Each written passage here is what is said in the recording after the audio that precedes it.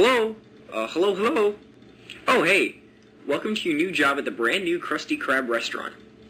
So I'm the manager of this store, and I've been given a list of instructions to help you get settled into your new and exciting career with us. We're very glad to have you on board here.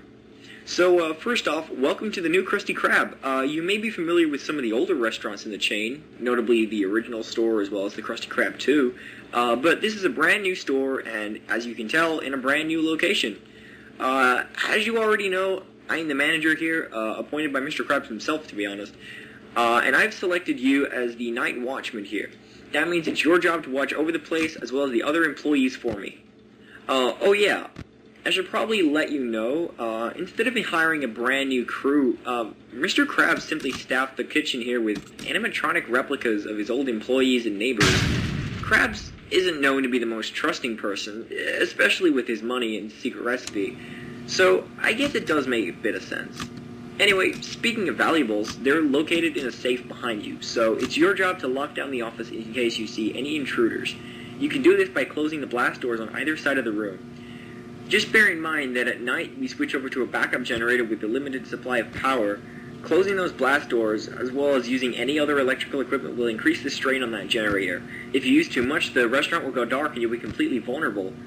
One last thing, if you notice any electrical equipment acting up, like lights flickering or something, the most likely cause is the animatronics. They've been designed to draw power from an outside source to save on their own energy costs. So if you notice the office lights flashing, then it probably just means they've wandered up onto the landing out the front of you. I wouldn't worry too much about it. Anyway, that's enough from me. I'll talk to you tomorrow. Good luck and have a good night.